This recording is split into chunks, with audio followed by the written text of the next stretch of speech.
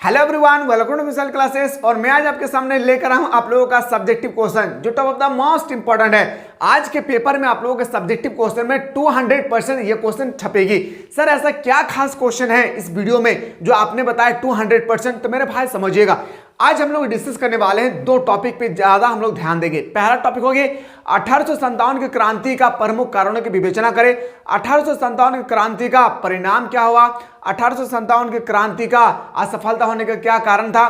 तीन को क्वेश्चन हम लोग इसमें देखने वाले हैं। एक क्वेश्चन होगी सर भारतीय संविधान का क्या क्या विशेषताएं हैं। एक क्वेश्चन, चौथा क्वेश्चन ये होगा सर, पांचवा क्वेश्चन हम लोगों का ये होगा कि दांडी यात्रा के बारे में विवरण दे, सविनय अवज्ञा आंदोलन, असहयोग आंदोलन, भारत छोड़ो आंदोलन, ये सब के बारे में, महात्मा गांधी के बारे में जीवनी करना है। मतलब इस वीडियो में ना हम लोग तबड़तोड़ देखने वाले हैं। सबसे ज्यादा क्वेश्चन आज आप लोग इस वीडियो के माध्यम से देखने को मिलेंगे 5 मार्क्स का। मैं ऑलरेडी एक लेक्चर मैं बेहतरीन तरीके से प्रोवाइड किया हूं। आपका चैप्टर 1 से लेकर चैप्टर 6 या 7 तक एक बार अच्छी तरह से आप लोगों को देख लेना है। कहां पे जाकर? प्लेलिस्ट में। तो ये आप लोगों का याद रखें, लेक्चर नंबर 2 है।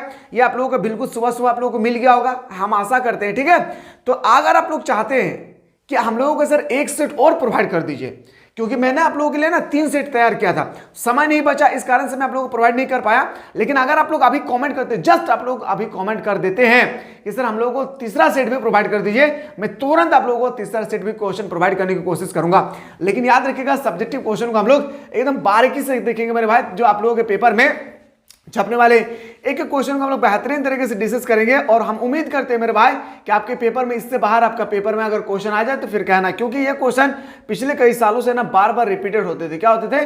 बार बार रिपीटेड होते थे। जैसे एग्जांपल में क्वेश्चन आपको दिखाऊं, जैसे आपका 1857 की क्रांति है, तो ये हम लोग डिस्कस करते हैं। क्वेश्चन आपके सामने आती है कि 1857 की क्रांति के प्रमुख कारणों की विवेचना करें। 1857 की क्रांति का किस तरह से लिखना है, जिंदगी में आपको रट्टा नहीं लगाना है, मैं एकदम सिंपल भाषा में समझाऊंगा।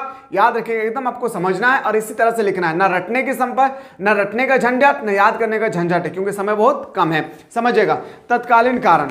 अब हमसे पहले याद रखिएगा, जब भी 1857 की क्रांति के बारे में पूछा जाएगा ना, तो हमारे बारे में नहीं, इनके बारे में 5 कारण होती है सर। राजनीतिक कारण, आर्थिक कारण, धार्मिक कारण, सैनिक कारण, और उसके बाद होता है सर, याद रखिएगा, तत्कालीन कारण। तो 5 कारण होती है। 5 कारणों को ना ज्यादा नहीं, लेकिन थोड़ा थोड़ा आपको लिखना पड़ेगा। ऐसा तो मैं बहुत सारा लिखा हूं, इसलिए क्योंकि समझाने का तरीका आप लोगों को अच्छा लगना चाहिए। 1857 की क्रांति का तत्कालीन कारण चर्बी वाले कारतूस था। याद रखिएगा, 1857 की जो आर्थिक कारण होती है ना मेरे भाई, याद रखिए वो कारण, तत्कालीन कारण था। क्यों उत्पन्न हुआ था? तो चर्बी वाले कारतूस, एक कारतूस था बंदूक। ठीक है, आज के जमाने में हम लोग उसे बंदूक कहते थे। तो उस समय ना क्या करते थे, 1857 में अंग्रेजों का शासन था। अंग्रेज लोग क्या करते थे कि भारतीय सेना को, भारतीय मिलिट्री को कहते थे कि ये बंदूक को प्रयोग करने से पहले इस पर जो लेयर लगी हुई है, जो लेवल लगा हुआ है, उसको मुंह से, दांत से आपको हटाना होगा। कुछ दिन बाद याद रखिएगा, पता चला कि इसमें, बहादुर शाह जफर को पता चला कि इसमें क्या दिया हुआ है कि सुअर का चर्बी और गाय का चर्बी मिक्स करके इसमें लेप दिया गया है, और इससे हमें दांत से हटाने के लिए कह रहे हैं। तो याद रखिएगा, बहुत सारे विद्वानों को पता चला, जो बड़े बड़े मिलिट्री थे, वो कह रहे थे कि नहीं, मुझे मंजूर है, आप मुझे नौकरी से निकाल दीजिए, मुझे मंजूर है, पर मैं यह अपने हाथों से, अपने दांतों से नहीं हटाना चाहता हूं, मैं अपने धर्म को भ्रष्ट नहीं करना चाहता हूं। समझिएगा, 1857 की क्रांति का तत्कालीन कारण चर्बी वाला कारतूस था, जिसे भारत के सैनिक ने लेने से मना कर दिया। उस समय बंदूक में जो कारतूस का प्रयोग होता था, उसमें गाय और सुअर की चर्बी मिलाया जाता था, इसलिए मंगल पांडे नामक सैनिक ने कारतूस का प्रयोग करने से मना कर दिया। और सबसे पहला इसी को फांसी हुआ था। सबसे पहले फांसी किसको हुआ था? मंगल पांडे को। मंगल पांडे ने कहा दिया, मंगल पांडे भी उस समय क्या था, एक मिलिट्री था, उन्होंने कह दिया कि नहीं, ये प्रयोग हम लोग नहीं करेंगे, चाहे आप जो कर दीजिएगा कीजिए, हम लोग मंजूर है, लेकिन ऐसा हम लोग नहीं करेंगे। सैनिक ने कारतूस का प्रयोग करने से मना कर दिया, एवं चर्बी वाले कारतूस 1857 की क्रांति का एक तत्कालीन कारण था। तो तत्कालीन कारण आपको समझ में आ गया इसीलिए से कि भारतीय मिलिट्री से 1857 क्रांति, जब भारत गुलाम था, अंग्रेज जब इन पर शासन करते थे, उस समय भारतीय मिलिट्री से कहते थे कारतूस का प्रयोग करने से पहले आपको कारतूस के ऊपर जो लेयर लगी हुई, लेवल लगा हुआ, उसको दांतों से आपको हटाना होगा। इस दांत में बाद में अगर पता चला कि इसमें सुअर और गाय की चर्बी का लेपन दिया हुआ है, मंगल पांडे नामक सैनिकों ने कहा कि ये हम लोग प्रयोग नहीं करेंगे। तो एक तरह का क्या है, हम लोग बोल सकते हैं 1800 क्रांति का तत्कालीन कारण है। आते हैं सर राजनीतिक कारण क्या है। लॉर्ड डलहौजी ने हड़प नीति, सबसे पहले हड़प नीति की शुरुआत किसने किया था? लॉर्ड डलहौजी ने। किसने किया था मेरे भाई? लॉर्ड डलहौजी ने हड़प नीति का शुरुआत किया था। डलहौजी ने हड़प नीति के तहत नागपुर, झांसी, आवध, याद रखिएगा, नागपुर, झांसी, आवध इत्यादि प्रांत को कुशासन का आरोप लगाकर अंग्रेज साम्राज्य में मिला दिया था, इस जिसके कारण छोटे छोटे राजा अंग्रेज सरकार से दुखी हो गए थे। अब क्या हुआ था ना कि बड़े बड़े जमींदारों को क्या करते थे, अंग्रेज जो है ना अपनी ओर आकर्षित कर लेते थे। क्या कर लेते थे? अपनी ओर आकर्षित कर लेते थे। छोटे छोटे राजा इससे दुखी हो जाते थे। लॉर्ड वेल्लेसली ने सहायक संधि, याद रखिएगा, आपसे अगर आपसे पूछा जाएगा कि सहायक संधि, ये ऑब्जेक्टिव में आएगी आपके पेपर में, छाप लीजिए इसको कॉपी में, ठीक है। सहायक संधि का जन्मदाता किसे कहते हैं? Lord Wellesley. हड़प नीति लॉर्ड डलहौजी, ठीक है। तो लॉर्ड वेल्लेसली ने सहायक संधि का प्रारंभ कर किसानों का कर बढ़ा दिया और इस तरह से लॉर्ड वेल्लेसली ने जो किसानों का टैक्स था ना, टैक्स मान लेते हैं पहले 20% था तो टैक्स अब कर दिया 30% कर दिया। तो इस तरह से किसानों प्रॉफिट कम होगी, किसान नाराज हो जाएंगे उस तरह से। तो यही कह रहा है क्या कि लॉर्ड वेल्लेसली ने सहायक संधि का प्रारंभ कर किसानों का कर बढ़ा दिया था, जिसके कारण किसान भी अंग्रेज सरकार से दुखी हो गए थे। इस प्रकार हम कह सकते हैं कि 1857 क्रांति का प्रमुख कारण एक प्रकार का राजनीतिक कारण भी था। यह राजनीतिक कारण ही नहीं तो क्या है, जमींदारों से जमीन को लालची देकर छीन लेना, या तो हड़प नीति बोल सकते हैं। जो लॉर्ड वेल्लेसली ने सहायक संधि का उपयोग किया था, सहायक संधि के माध्यम से बड़े बड़े जो छोटे छोटे किसान थे उस पर टैक्स जो है पहले 20% था, उसको बढ़ाकर 30% कर दिया था। तो भी एक तरह का क्या है, राजनीतिक ही है, ठीक है। आते हैं सर अगला, आर्थिक कारण, सबसे इंपॉर्टेंट कारण समझिएगा इस क्वेश्चन को। 1857 की क्रांति का प्रमुख कारण आर्थिक कारण था। 1857 का क्रांति का अगर मेन कारण था ना तो वह है आर्थिक कारण। आर्थिक कारण क्या है समझिएगा, अंग्रेज सरकार के द्वारा भारत की सेना चांदी इत्यादि को लूटकर, सोना चांदी, यहाँ पे लिखिएगा मेरे भाई, सोना चांदी को लूटकर इंग्लैंड भेज देता था। भारतीय लोगों से ही कपास को उत्पादन करके, सोना चांदी का उत्पादन करके, और इस सोने चांदी को भारत में रहना चाहिए, वो क्या करते थे अंग्रेज लोग, इसको उत्पादन करने के बाद वो अपने देश में जाकर भेज देते थे, लूटकर इंग्लैंड भेज देता था। यहाँ का कच्चा माल जैसे कपास को सस्ते दामों में खरीद लेते थे और यहाँ के किसान से ही यही तो एक चालाकी बुद्धि था उन लोगों का, किसान से ही कपास को उत्पादन करते थे, उनसे कम दामों पर खरीद करके और सूती वस्त्र बनाते थे भारत में ही सूती वस्त्र बनाते थे। और इस सूती वस्त्र को वो भारतीय जनता को ही, भारतीय लोगों को ही अधिक कीमतों में बेचते थे, ठीक है। देखिए इस कपास से कपड़े बनाकर भारत में ही अधिक दामों में बेचा जाता था। यहाँ किसान पर अत्यधिक कर लगा दिया था, यहाँ पे किसानों पर काफी ज्यादा टैक्स लगा दिया था, जिसके कारण किसानों की हालत बहुत खराब हो गई थी। और इसके कारण जो है ना किसानों की हालत बहुत खराब हो गए थे। यहाँ के लोग अंग्रेजों के खिलाफ क्रांति करना चाहते थे और यहाँ के लोग जो थे ना वो अंग्रेजों के खिलाफ क्रांति करना चाहते थे, क्योंकि यह इस तरह से अगर हम लोग करेंगे तो हम लोग कैसे जी पाएंगे, ठीक है। करना चाहते थे, इस तरह से हम लोग बोल सकते हैं सर, यह लोग अंग्रेजों के खिलाफ क्रांति करना चाहते थे। इस प्रकार हम कह सकते हैं कि 1857 की क्रांति का प्रमुख कारण आर्थिक कारण भी एक तरह का है। क्या आप लोग आर्थिक कारण के बारे में अगर इस तरह से क्वेश्चन आ जाए तो आप लोग इजीली से सॉल्व कर लेंगे? इजी है। आर्थिक कारण क्या, एकदम सिंपल क्रांति है, ठीक है। समझ में आ गया? आर्थिक कारण सोना चांदी को लूटकर वह अपने देश भेज जाते थे, या तो कपास को उत्पादन करके किसानों से सस्ते दामों में खरीद करके उसी वस्त्र, उसी सूती के, उसी आपका कपास की खेती करके, कपास उत्पादन करके, कपास की वस्त्र बना करके, सूती वस्त्र बना करके भारतीय लोगों को ही अधिक कीमतों पर बेचते थे। तो एक प्रकार का क्या था, आर्थिक कारण था। सैनिक कारण पे आते हैं सर। 1857 की क्रांति का प्रमुख कारण सैनिक कारण था। 1857 की क्रांति का अगर देखा जाए तो एक प्रकार का प्रमुख कारण था, यहाँ के सैनिक को हम कम वेतन देते थे। और यहाँ देखिए जो मिलिट्री थे वो भारत का भी मिलिट्री था और इंग्लैंड का भी मिलिट्री था, लेकिन भारतीय मिलिट्री को कम पैसा देते थे, कम सुख सुविधाएं देते थे, लेकिन वही अंग्रेज सरकार के जो मिलिट्री थे, सैनिक थे, उनको ज्यादा सुविधा देते थे और ज्यादा वेतन भी देते थे। तो 1857 की क्रांति का प्रमुख कारण सैनिक कारण था। यहाँ के सैनिकों को कम वेतन दिया जाता था। प्रत्येक 5 भारतीय सैनिक में एक अंग्रेज सैनिक इनसे बहुत अपमानजनक तरीके से बात करते थे, और कहते थे ना कि अपमानजनक बात करते थे, मतलब मजाक उड़ाते थे भारतीय मिलिट्री को, इसको चिढ़ाते थे। इन्हीं सैनिकों के द्वारा अपने ही देश के आदमी को मरवाते थे। और क्या कहा कि अंग्रेज सरकार ने जो भारतीय इंडियन जो आपका इंग्लैंड का मिलिट्री थे, अंग्रेज सरकार के जो मिलिट्री थे वो भारतीय मिलिट्री से कहते थे कि आपको ही अपने देश के लोगों को मारना होगा। तो भारतीय मिलिट्री ने कहा, भारतीय सैनिकों ने कहा कि नहीं, मुझे नौकरी से निकाल दीजिए, मंजूर है, पर हम अपने देश की गद्दारी नहीं कर सकते, हम अपने देशों के साथ गद्दारी नहीं कर सकते हैं। वही कह रहा है कि जिससे सैनिक अंग्रेज सरकार से दुखी होकर 1857 की क्रांति की इस प्रकार स्पष्ट हो जाता है कि 1857 की क्रांति का प्रमुख कारण एक प्रकार का सैनिक कारण भी था। मैंने आप लोगों को अभी जस्ट बताया तत्कालीन कारण, राजनीतिक कारण, उसके बाद आपको बताया सर आर्थिक कारण और सैनिक कारण, बेहतरीन तरीके से बताया हूं, एक बार आप लोग अच्छी तरह से देख लीजिएगा।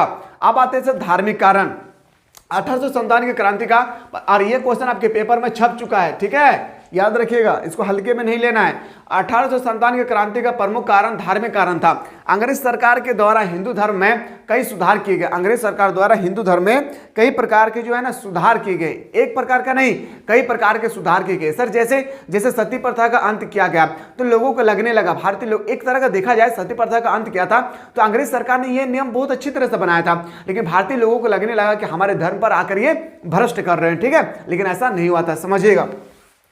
1857 की क्रांति का प्रमुख कारण धार्मिक कारण था। अंग्रेज सरकार के द्वारा हिंदू धर्म में कई सुधार किए गए थे, अंग्रेज सरकार द्वारा हिंदू धर्म में कई प्रकार के सुधार किए गए थे, जैसे लॉर्ड विलियम बेटिंग, क्या लॉर्ड विलियम बेटिंग के द्वारा सती प्रथा का अंत किया गया। अगर आपसे ऑब्जेक्टिव में क्वेश्चन आए क्या है कि आपसे पूछा जाएगा सती प्रथा का अंत किसने किया था, लॉर्ड विलियम बेटिंग ने किया था। बाल विवाह पर रोक लगा दिया था, छोटे छोटे बच्चे पर छोटे छोटे उम्र में शादी हो जाते थे, 5 साल 6 साल 7 साल के बच्चे में शादी हो जाते थे, तो इस तरह क्या है बाल विवाह, इस तरह से क्या होगी मानसिकता में कमी होगी। तो हालांकि अच्छे कार्य था, लेकिन हिंदू लोगों को लगने लगा कि अंग्रेज हमारे संस्कृति और धर्म में हस्तक्षेप कर रहा है, इसलिए उन्होंने अंग्रेजों के खिलाफ क्रांति की, इसलिए उन्होंने अंग्रेजों के खिलाफ क्रांति की। इस प्रकार हम कह सकते हैं कि 1857 की क्रांति का प्रमुख कारण एक तरह का धार्मिक कारण भी था। तो उम्मीद करते हैं कि अगर आपके पेपर में आ जाए 1857 की क्रांति के बारे में तो आप इजीली से इसका सॉल्व कर लेंगे ना मेरे भाई। अगर इससे रिलेटेड अगर आपके पेपर में क्वेश्चन आ जाए तो आप इजीली से इसका सॉल्व कर लेंगे, हमें उम्मीद है। अब आते हैं सर 1857 की क्रांति का असफलता, 3 क्वेश्चन आएंगी, याद रखिएगा। 1857 की क्रांति से रिलेटेड पहला 1857 क्रांति के प्रमुख कारणों की विवेचना करें, दूसरा असफलता के कारण, उसके बाद परिणाम का कारण आएगी, ठीक है। तो आपको तीनों को आपको अच्छे ढंग से लिखना पड़ेगा, तब जाकर आपको मार्क्स मिलेगी, ठीक है। तीनों में से एक आएगी, कौन सा आएगा ये कोई गारंटी नहीं है, कुछ भी आ सकता है, जग बोर्ड है बाबू रे, कुछ भी यहां पे आ सकता है, ठीक है। चलिए देखते हैं सर हम लोग पहला पॉइंट, आज समय से पूर्व क्रांति का होना, समय से पहले ही क्रांति हो जाना। 1857 की क्रांति का असफल होने का प्रमुख कारण क्रांति का समय से पूर्व होना था, यानी क्रांति का तारीख 30 तारीख को निर्धारित किया गया था। एक होता है ना कि हम लोग सब जाकर हम लोग आंदोलन करेंगे 30 तारीख को, सॉरी 31 तारीख को रखा गया था, लेकिन यह क्रांति 10 मई 31 तारीख को है, लेकिन हम लोग 10 मई को ही कर दिए। आप बताइए सभी लोग जो 31 तारीख को एक्साइटेड है कि हम लोग जाकर आंदोलन करेंगे। अब क्या हुआ, किसी को पता ही नहीं चला कि 10 तारीख को आंदोलन कर दिया, तो उस समय सभी व्यक्ति पहुंच पाएंगे, नहीं पहुंच पाएंगे। इस तरह से क्या हुआ, आंदोलन बिल्कुल क्या होगा, टूट गया, समझेगा। लेकिन यह क्रांति 10 मई से ही प्रारंभ हो गई थी, जिसके कारण 1857 की क्रांति में भारतीय को असफलता का मुंह देखना पड़ा। क्यों नहीं देखना पड़ेगा भाई, सभी व्यक्ति तो इंतजार कर रहे थे कि 31 मई को होगा, और अब 10 वो व्यक्ति मिलकर जाकर कर दिए 10 मई को, तो ये सही नहीं रहेगा ना, इस तरह ग्रुपिंग टूट जाती है। अगला पॉइंट पे आते हैं सर, देसी राजाओं का अंग्रेजों के सहयोग करना।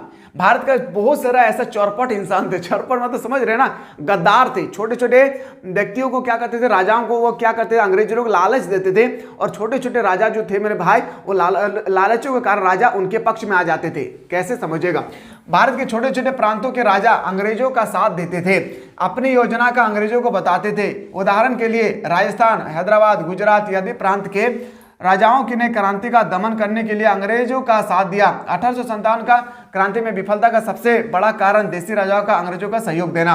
अब हम लोग बोल सकते हैं हम लोग तो मिलकर इसका आंदोलन करेंगे ना, कि 1857 की क्रांति तो बिल्कुल गलत बात है।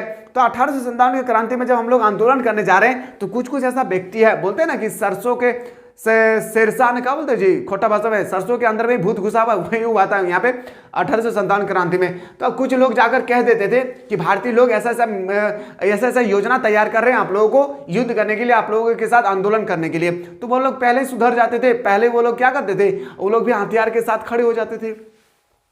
पॉइंट नंबर 3, विद्रोह का क्षेत्र का सीमित होना।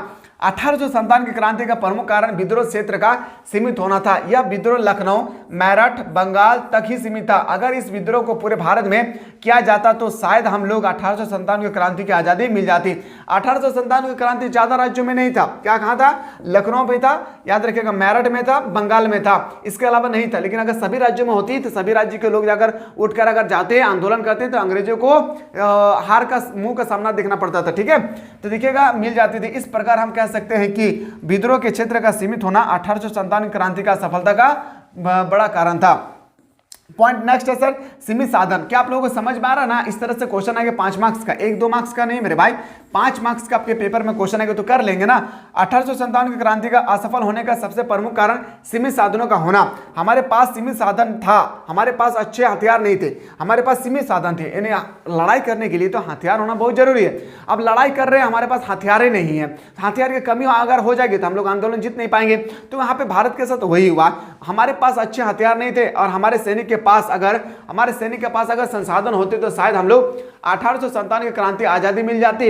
1857 क्रांति का असफलता का सबसे बड़ा कारण एक सीमित साधन थे। भारतीय लोगों के पास ना तो उतना गोला बारूद था, ना ही उतना बंदूक था जिससे उनके पास वो खुलकर सामना कर सके। लेकिन उन लोगों के पास था एकदम सीमित संसाधन। क्या था? सीमित साधन था। लॉर्ड कैनिंग की योग्यता, लॉर्ड कैनिंग एक योग्य शासक था उस समय। 1857 की क्रांति के समय लॉर्ड कैनिंग एक योग्य शासक था। 1857 की क्रांति के समय भारत का गवर्नर लॉर्ड कैनिंग था। इस एक बार याद रखिएगा, इसको एक बार नोट डाउन कर लीजिएगा। 1857 की जब क्रांति हुई थी ना, उस समय याद रखिएगा भारत का गवर्नर कौन था? लॉर्ड कैनिंग था। ठीक है, याद रखिएगा। इन्होंने क्रांति का नेतृत्व अच्छे तरीके से किया, धैर्य बनाए रखा। यह इसकी योग्यता ही थी कि इसको 1857 क्रांति में विजय प्राप्त हुआ था। इस प्रकार हम कह सकते हैं कि 1857 की क्रांति के विफलता का सबसे बड़ा कारण एक कैनिंग की योग्यता भी था। कैनिंग के अंदर में बहुत ताकत थी। क्या थी मेरे भाई? कैनिंग का अंदर में बहुत सी ताकतें थी। अब आते हैं सर अगला क्वेश्चन पे। अगला क्वेश्चन है सर, महात्मा गांधी के परिचय के बारे में अगर आपसे पूछेंगे तो इजीली से लिख लेंगे। महात्मा गांधी का परिचय उतना हार्ड नहीं है, हम सभी को अच्छी तरह से पता है महात्मा गांधी के बारे में। महात्मा गांधी का नाम क्या है, महात्मा गांधी का राजनीतिक गुरु कौन थे, महात्मा गांधी कब वहां पे गए थे, अफ्रीका गए थे, कब लौटे, कब यहाँ पे आंदोलन किए, सारा चीज आप लोगों को अच्छी तरह से पता होगा। यस या नो बोलिए मेरे भाई, पता होगा ना? एक बार लिख लेंगे ना इसके बारे में, महात्मा गांधी के बारे में। जैसे मैं आपको बता दूं, देखिए अब एक बार लिख लीजिएगा, ये क्वेश्चन बहुत सिंपल है। ठीक है, इसको आप लोगों को ज्यादा ध्यान नहीं देना। हाँ, आप यहाँ पे देखना है मेरे भाई कि सविनय अवज्ञा आंदोलन या दांडी यात्रा नामक सत्याग्रह सब क्या समझते हैं। गुजरात में अंग्रेज सरकार के द्वारा नमक की खेती करने पर प्रतिबंध लगा दिया गया था। अंग्रेज सरकार द्वारा गुजरात में खेती करने में, नमक बनाने में प्रतिबंध लगा दिया था। गुजरात में अंग्रेज सरकार के द्वारा नमक की खेती करने पर प्रतिबंध लगा दिया था। किसके द्वारा? अंग्रेज सरकार द्वारा। किसको लगाया था? भारत को प्रतिबंध लगा दिया था। वहां के किसान की दशा बहुत खराब थी और वहां के जो किसान की दशा थी ना, वो बहुत ही खराब थी। किसान की वहाँ दशा बिल्कुल बहुत खराब हो गई थी, क्योंकि उन लोगों का घर और बच्चे का पढ़ना लिखना नमक की खेती करके ही चलता था। एग्जाम्पल मान लेते हैं, हम लेबर करके काम करते हैं, किसी फैक्ट्री में हम काम करते हैं और इस काम करने के बाद हम बहुत दिनों से काम कर रहे हैं और अचानक हमें फैक्ट्री वाले के मालिक ने कहा आपको कल से कम काम पे नहीं आना होगा, आपको नहीं, आपके जगह पे हम लोग या किसी और को लगा देंगे, तो हमें दुख पहुंचेगी। हम तो सबसे पहले ये सोचेंगे हमारा घर कैसे चलेगा, हम बच्चों को पढ़ाएंगे लिखाएंगे कैसे। ठीक उसी तरह से बात है कि वहां के जो किसान लोग थे ना, वहां के किसान के जो थे, उन लोगों को जब जैसे ही मना किया कि यहाँ पे आप लोग खेती नहीं कर सकते हैं, यहाँ पे जैसे उन्होंने सुना कि ऐसा हम लोगों को कहा अंग्रेज सरकार ने, तो उन्होंने मन में एक खोट पैदा हुआ। क्या कि हमारे बच्चे को पढ़ाई लिखाई पर हम लोग कैसे करेंगे, पढ़ाई लिखाई के लिए तो पैसा चाहिए। उसीलिए कह रहा था कि लोगों का घर और बच्चे का पढ़ना लिखना नमक की खेती करके ही चलता था। नमक की खेती करने पर प्रतिबंध लगाने के कारण वहां के किसान बेरोजगार हो गए थे। अब वहां पे नमक की खेती पर प्रतिबंध लगा दिया तो वह बिल्कुल बेरोजगार हो गया। मुझे फैक्ट्री से निकाल देंगे तो हम बेरोजगार हो जाएंगे। यह लोग भागते हुए महात्मा गांधी के पास गए, यह लोग भागते हुए महात्मा गांधी के पास गए और सारी बात महात्मा गांधी को बताया। महात्मा गांधी ऐसा ऐसा हम लोगों के साथ गुजरात में हो रहे हैं। महात्मा गांधी ने अपने साबरमती आश्रम में 79 कितना मेरे भाई 79 साथियों के साथ चलना प्रारंभ किया। महात्मा गांधी को जैसे पता चला कि हमारे देश में रहकर, हमारे देश की मिट्टी में रहकर, हमारे देश के फसल को खा करके ये हमारे साथ गद्दारी कर रहे हैं, उन्होंने कहा कि चलो चलो देखते हैं हम लोग क्या करते हैं लोग। तो 79 लगभग 80 व्यक्ति उनके साथ चलना प्रारंभ किया। 250 किलोमीटर की यात्रा की। 24 दिनों के बाद 12 मार्च 1930, याद रखिएगा 12 मार्च 1930 12 मार्च 1930 को दांडी पहुंचे। वहां पहुंचने के बाद समुद्र के जल से नमक बनाकर नमक कानून तोड़ा। इसी घटना को सविनय अवज्ञा आंदोलन या दांडी यात्रा के नाम से जाना जाता है। चाहे आपका दांडी यात्रा के बारे में आए या आपका सविनय अवज्ञा आंदोलन के बारे में आए, आपको लिखना है इसी तरह से। मैं क्या बोल रहा हूं, सविनय अवज्ञा आंदोलन के बारे में आए या आपका दांडी यात्रा के बारे में आए, आपको लिखना है इसी तरह से, जिस तरह से मैं अभी आपको बताया हूं। ठीक है, एकदम कॉमन क्वेश्चन है, ऐसा ही क्वेश्चन आपके पेपर में आएगी सर। अगला क्वेश्चन है जालियांवाला बाग हत्याकांड। आप लोगों को बहुत अच्छी तरह से पता होगा, ये तो पूरा हम लोग क्लास 10 से ही पढ़ते आ रहे हैं। आते हैं सर मेन क्वेश्चन, भारत छोड़ो आंदोलन सबसे इंपॉर्टेंट है। भारत छोड़ो आंदोलन के बारे में आपसे क्वेश्चन आएगी, खिलाफत आंदोलन के बारे में क्वेश्चन आएगी, समझिएगा अभी। भारत छोड़ो आंदोलन की शुरुआत 8 अगस्त 1942 ईस्वी को शुरू किया गया था। भारत छोड़ो आंदोलन की शुरुआत 8 अगस्त 1942 को शुरू किया गया।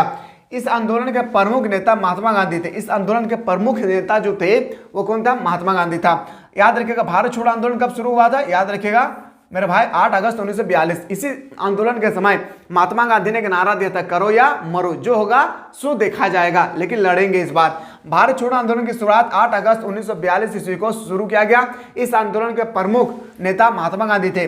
भारत छोड़ो आंदोलन का अर्थ यह नहीं था कि अंग्रेज को उठाकर फेंक दिया जाए। भारत छोड़ो आंदोलन का ये नहीं मानना नहीं था कि हम लोग अंग्रेज को उठा करके फेंक देंगे, ऐसा मानना नहीं था। इसका अर्थ था केवल सत्ता हस्तांतरण करना। इसका अर्थ था कि वो लोग भी रहें लेकिन हमारे देश पर रहकर हमारे साथ गद्दारी जैसे ना करें। ठीक है, 8 अगस्त को महात्मा गांधी ने कहा, मैं अमन शांति बनाए रखने के लिए हर प्रकार का प्रयत्न करूंगा। मैं चाहता हूं कि दोनों देशों में सदा के लिए शांति और सद्भाव स्थापित हो। मैं सारे विश्व का भी सम्मान कर सकता हूं क्योंकि ईश्वर मेरे साथ है। मैं स्वतंत्रता की लड़ाई लड़ता रहूंगा चाहे समस्त भारत मेरे साथ छोड़ दे। और कहता था कि पूरी दुनिया अगर हमारे साथ छोड़ दे मुझे कोई फर्क नहीं पड़ता, अगर हमारे साथ ईश्वर है तो मैं हमेशा लड़ता रहूंगा जब तक हमारी सांसें चलेगी। किसमें कहा था, भारत छोड़ो आंदोलन में कहा था। किसने, महात्मा गांधी ने। ऐसा व्यक्ति होगा तब जाकर देश विकास होगी। ठीक है, इसी आंदोलन के दौरान गांधी जी ने करो या मरो के नारा दिया था। तो ये क्वेश्चन आपके पेपर में अगर 3 मार्क्स का आएगा तो आपको इतना ही लिखना है, 5 मार्क्स का आएगा तो इसमें और आपको इंक्लूडेड करना होगा। अब आते हैं सर 5 मार्क्स वाला क्वेश्चन, खिलाफत आंदोलन क्या है। खिलाफत आंदोलन क्या है मेरे भाई, याद रखिएगा। खिलाफत आंदोलन के बारे में क्वेश्चन आपसे पूछेगी। प्रथम विश्व युद्ध में तुर्की के पराजित होने के बाद ब्रिटेन और मित्र राष्ट्र के ऑटोमन साम्राज्य की भूमि अरब प्रदेश पर भी अधिकार कर लिया। इससे तुर्कों के सुल्तान यानी खलीफा, उस समय सुल्तान को खलीफा कहा जाता था, सुल्तान की शक्ति और प्रतिष्ठा का ठेस पहुंची। वह इस्लामी जगत का प्रधान माना जाता था। भारतीय मुसलमान अभी तक अंग्रेजों का समर्थक थे परंतु खलीफा के साथ किए गए व्यवहार से उन्हें ठेस पहुंचा। मुसलमान तुर्कों के सुल्तान को अपना खलीफा मानते थे, इसलिए वे अंग्रेजों से नाराज हो गए और अंग्रेजों के विरुद्ध एक आंदोलन का आरंभ कर दिया। इस आंदोलन को खिलाफत आंदोलन कहा जाता है। महत्व क्या है, भारतीय स्वतंत्रता के इतिहास के खिलाफ आंदोलन का बड़ा महत्व है। इसी के कारण हिंदू और मुसलमान एक हुए। स्वतंत्रता आंदोलन सबल बना, अंग्रेजों और जनता का सहयोग ना रहा। ये क्वेश्चन था हम लोगों का सर। अब आते हैं सर चंपारण। आप सभी को पता है चंपारण के बारे में अगर आपसे पूछेगी तो आप लोग इजीली से कर लेंगे, फिर भी आपको देखना होगा। गांधी जी 1917 में चंपारण क्यों गए थे, राजकुमार शुक्ल ने इन्वाइट किया था, आइए मेरे पास। याद रखिएगा वहां उन्होंने क्या देख किया, अंग्रेजों के द्वारा चंपारण में जबरदस्ती वहां किसानों से नील की खेती कराया जा रहा था। अंग्रेजों से चंपारण में क्या हुआ था, कब की घटना है मेरे भाई, 1917 की ये घटना है, चंपारण की घटना। अंग्रेज के द्वारा चंपारण में जबरदस्ती वहां के किसानों से नील की खेती कराया जा रहा था। राजकुमार याद रखिएगा शुक्ल, राजकुमार शुक्ल यहाँ पे होगा, राजकुमार शुक्ल की आग्रह पर महात्मा गांधी चंपारण गए। वहां के किसानों के साथ मिलकर अंग्रेजों के खिलाफ भूख हड़ताल किया। महात्मा गांधी के आगे अंग्रेज सरकार को झुकना पड़ा। महात्मा गांधी ने जब भूख हड़ताल में बैठ गए तो महात्मा गांधी को याद रखे अंग्रेज सरकार को महात्मा गांधी के आगे झुकना पड़ा। नील की खेती जो अनिवार्य कर दी थी इसे कानून को हटाना पड़ा। और नील की खेती जो किसानों के लिए अनिवार्य कर दिया था, जो नहीं उगाते थे उसको मारता था, याद रखिएगा ऐसे कानून को अंग्रेज सरकार से हटा दिया था। याद रखिएगा कौन, महात्मा गांधी के सहयोग से इस तरह से किसान खुश हो गए थे। इस तरह से आपको पेपर में लिखना है। मुस्लिम लीग की स्थापना कैसे हुई, मुस्लिम लीग की स्थापना मैं सुबह को आप लोगों को 1905 बता दिया था, ठीक है, इसका 6 होगा, ठीक है, सॉरी स्टूडेंट्स गलती हो गया था, ठीक है, समझिएगा। मुस्लिम लीग की स्थापना 1906 में आगा खां और सलीमुल्लाह खां किया था। मुस्लिम लीग की स्थापना किसने किया था, आगा खां और सलीमुल्लाह खां। याद रखिएगा मुस्लिम लीग की अगर आपसे स्थापना पूछा जाए तो किसने किया था मेरे भाई, याद रखिएगा आगा खां और सलीमुल्लाह खां, ठीक है। मुस्लिम लोगों का मानना था कि मेरा रहन सहन खान पान अलग है। मुस्लिम लोगों का उस समय मानना था 1906 में कि हमारा अभी भारत आज़ाद भी नहीं हुआ था, उससे पहले की घटना है। मुस्लिम लोगों का मानना था कि हमारा रहना खाना पीना सब कुछ क्या है, बिल्कुल अलग है, इसलिए हमें अलग देश चाहिए। ढाका में मुस्लिम लीग की स्थापना किया गया और ढाका में क्या किया है, मुस्लिम लीग की स्थापना किया गया। वर्तमान समय में मुस्लिम लीग पाकिस्तान की सबसे बड़ी पार्टी है। मोहम्मद अली जिन्ना ने भी इस पार्टी का समर्थन किया था।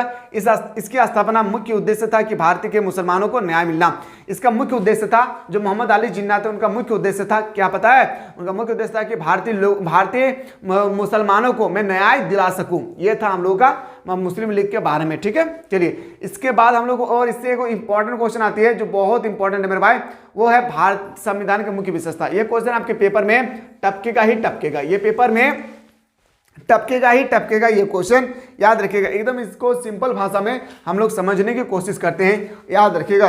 एक एक क्वेश्चन को एकदम निचोड़ कर देखना है, एग्जाम से पहले सारा क्वेश्चन को हम लोग को कवर कर लेना है। जब हम लोग कवर कर लेंगे ना, तो एक भी क्वेश्चन कहीं से भी आए, याद रखिएगा आपने बहुत अच्छे से सर हमें मेहनत करवाए थे, जिस कारण से मैंने सर 30 में से 30 क्वेश्चन हिंदी इलेक्टिव में सही करके आया हूँ। Thank you so much sir मेरे भाई। 30 में से 30 सही करके आए। इस बार आप लोगों को 42 में से 42 सही करके आना है। किसमें? हिस्ट्री में 42 में से 42 सही करके आना है। ठीक है, चलिए मेरे भाई आप लोग ऐसे ही तरह से जुड़े रहें और अपने आने वाले जो जनरेशन होगी ना, जो क्लास 11 में है, क्लास 10 में, उन लोगों को मिसाल क्लासेस के एक परिवार में, छोटे से परिवार में उन लोगों को इन्वाइट कीजिए और बताएं मिसाल क्लासेस के परिवार के बारे में, ताकि वो लोग भी अच्छी तरह से शिक्षा ग्रहण कर सके, क्योंकि उन लोगों को भी एक अच्छा शिक्षित बनने का अधिकार है मेरे भाई। अगर आप लोग सपोर्ट करेंगे तो जरूर हमारे राज्य जो है ना बदलेगी, जरूर बदलेगी। हमारा मकसद यही है मेरे भाई कि हमारे राज्य एक नई दिशा की ओर चले। ठीक है, ये तभी जा सकते हैं जब घर घर के व्यक्ति शिक्षित हो। आते हैं सर अगला क्वेश्चन पे, भारतीय संविधान की मुख्य विशेषता क्या है। सबसे पहले आपको विशेषता के बारे में आपको लिखना है। जब भी इस तरह से लिखेंगे, सबसे पहले आपको भारतीय संविधान के बारे में कुछ इंट्रोडक्शन देना होगा। ठीक है, समझिएगा। भारत लिखित एवं विशालतम संविधान, भारत दुनिया का सबसे बड़ा संविधान और क्या है, लिखित संविधान है। याद रखिएगा, रिटन है आपका लिखित एवं विशालतम संविधान। भारत का संविधान विश्व के अधिकतर संविधान की तरह एक लिखित संविधान है। विश्व में बहुत सारे ऐसे संविधान है, देश का संविधान है जो लिखित है। ठीक इसी तरह से भारत का संविधान विश्व के अधिकतर संविधान की तरह एक लिखित संविधान है। यह दुनिया भर में सबसे विशाल संविधान है। क्या है, यह दुनिया का सबसे बड़ा विशाल संविधान है। 26 जनवरी 1950 को भारत में लागू किया गया था। भारतीय संविधान को लागू किया गया। संविधान 22 भागों में विभाजित था। इसमें 395 अनुच्छेद और 19 नहीं, बल्कि याद रखेगा मेरे भाई, याद रखेगा 19 नहीं, यहाँ पे गलत दिया हुआ है, 12 अनुसूची थी। याद रखेगा, जो पहले 9 थी, पहले 8 थी मेरे भाई, यहाँ पे पहले 8 थी, अनुसूची थी, और आजकल इसमें 12 अनुसूचियां हैं। मेरे बात को समझिएगा, भारतीय संविधान 3 चीजों से चलती है। पहला अनुच्छेद, दूसरा भाग और तीसरा होता है शेड्यूल, अनुसूची। याद रखिएगा, पहले सर पहले हम लोग बात करेंगे, भाग था सर 18, जिसको बदलकर 22 कर दिया। उसके बाद सर 395 अनुच्छेद और 8 अनुसूची थी, जो आजकल प्रेजेंट टाइम में 12 अनुसूचियां है। भारतीय संविधान जो है विश्व के अधिकतर देशों की तरह एक लिखित संविधान है। यह दुनिया भर के सबसे बड़ा संविधान है। 26 जनवरी 1950 को भारतीय संविधान लागू किया गया। यह भारतीय संविधान 395 अनुसूची, मैं जो बोल रहा हूं समझिएगा, 395 अनुच्छेद प्लस याद रखिएगा 12 अनुसूची एवं 22 भागों का एक वर्णन है, लिखित आदेश है। ठीक है, प्रभुत्व संपन्न समाजवादी धर्मनिरपेक्ष लोकतंत्र गणराज्य की स्थापना। भारतीय संविधान ने भारत को संपूर्ण प्रभुत्व संपन्न समाजवादी धर्मनिरपेक्ष लोकतंत्रात्मक गणराज्य घोषित किया। इसका अर्थ है कि भारत पूर्ण रूप से स्वतंत्र तथा सर्वोच्च सत्ताधारी है और किसी अन्य सत्ता के अधीन नहीं है। भारत का लक्ष्य समाजवादी समाज की स्थापना कराना और भारत धर्म के निरपेक्ष राज्य है। देखिए, भारत एक क्या है, धर्मनिरपेक्ष राज्य है। भारत क्या है, एक प्रकार का भारतीय संविधान में बताया गया भारत क्या है, मौलिक अधिकार फंडामेंटल राइट्स में बताया गया कि भारत एक धर्मनिरपेक्ष राज्य है। धर्मनिरपेक्ष राज्य का मतलब होता है क्या, कि भारत का कोई अपना धर्म नहीं है। जो व्यक्ति चाहे वो किसी भी धर्म को अपना सकते हैं, ग्रहण कर सकते हैं। ग्रहण करना ही यहाँ तक ही नहीं, बल्कि उस धर्म का प्रचार प्रसार भी कर सकते हैं। मैं मुस्लिम हूं, मैं हिंदू धर्म को ग्रहण करके उस हिंदू धर्म के बारे में प्रचार प्रसार भी कर सकता हूं। समझ में आ रहा है? चलिए क्वेश्चन पे आते हैं सर अगला, जनता का अपना संविधान। भारत का संविधान क्या है? जनता का अपना संविधान है। भारत के संविधान एक महत्वपूर्ण विशेषता यह है कि यह जनता का अपना संविधान है। यह जनता का इतना ज्यादा सुख सुविधाएं दिए हैं संविधान, लेकिन हम लोग संविधान के बारे में कभी पढ़ते ही नहीं है। डॉक्टर भीमराव अंबेडकर ने इतना बेहतरीन तरीके से लिखे हैं संविधान को, लेकिन हम लोगों के पास पढ़ने का समय नहीं है, और इसे जनता ने स्वयं अपनी इच्छा से अपने ऊपर लागू किया है। हम भारत के लोग हैं। भारत में एक संपूर्ण प्रभुत्व संपन्न समाजवादी धर्मनिरपेक्ष लोकतंत्रात्मक गणराज्य स्थापित करते हैं। संविधान की सुरक्षितता, सुपरमेंसी ऑफ द कॉन्स्टिट्यूशन। भारतीय संविधान देश का सर्वोच्च कानून है। याद रखिएगा, भारतीय संविधान जो है देश का सर्वोच्च कानून है। कोई कानून या आदेश इसके विरुद्ध जारी नहीं किया जा सकता है। सरकार के सभी अंगों का संविधान के अनुसार करना पड़ता है। सरकार के जितने भी अंग होते हैं, जैसे कार्यपालिका है ना, कार्यपालिका हो, लोकसभा हो, राज्यसभा हो, पार्लियामेंट हो, राष्ट्रपति हो, प्रधानमंत्री हो, राज्यपाल हो, मुख्यमंत्री, सभी को भारतीय संविधान के अकॉर्डिंग ही चलना पड़ता है, चाहे आप कितने बड़ा रईस इंसान क्यों ना हो। धर्मनिरपेक्ष राज्य, जो हमें अभी जस्ट बताएं सेकुलर स्टेट, भारत के संविधान के अनुसार भारत एक धर्मनिरपेक्ष गणराज्य है। भारतीय धर्मनिरपेक्ष राज्य का अर्थ है कि राज्य का अपना कोई धर्म नहीं है।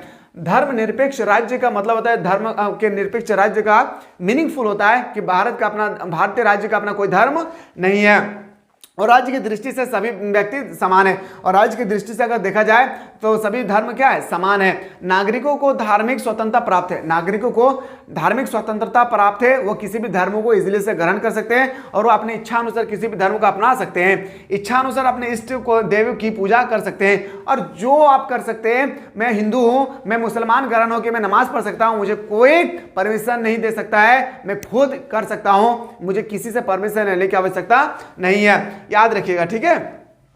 तथा अपने धर्म का प्रचार प्रसार कर सकते हैं, और हम अपने धर्म का प्रचार प्रसार भी कर सकते हैं। ये हमारे संविधान की खूबसूरती है। अनुच्छेद 25 से 28 तक धार्मिक स्वतंत्रता प्रदान करने के बारे में बताया गया है। अनुच्छेद 25 से, याद रखिएगा, 25 से 28 तक धार्मिक स्वतंत्रता प्रदान करने में के बारे में बताया गया। क्या मेरे भाई, अगर इस तरह से क्वेश्चन आएंगे तो आप लोग कर लेंगे। इस तरह से अगर कोई भी क्वेश्चन आए आप लोगों का, जैसे मैंने आपको बताया कि भारतीय संविधान की क्या क्या विशेषताएं हैं, 1857 क्रांति प्रमुख कारणों की विवेचना करें।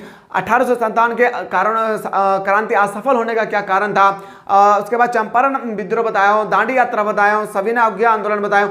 क्या इस तरह से अगर आपके पेपर में क्वेश्चन आएगी तो आप लोग कर लेंगे? मेरे भाई एक बार जल्दी से बताएं, अगर इस तरह से आप लोगों को पास क्वेश्चन आ जाएगी तो आप लोग इजीली से कर लेंगे ना। यार क्वेश्चन हम लोग वीडियो को शुरू से लेकर अंत तक आप लोगों ने बहुत अच्छी तरह से देखे होंगे। एक बार बताइए कि सब्जेक्टिव का जो मैं क्लास आप लोगों को प्रोवाइड किया हूं कैसा फील हुआ है, एक बार जरूर कमेंट सेक्शन में बताएं। अगर लेक्चर 3 भी प्राप्त करना चाहते हैं तो एक बार आप लोग कमेंट सेक्शन में कमेंट करना ना भूलिएगा। चलिए हम लोग मिलते हैं इसी तरह से नेक्स्ट वीडियो में।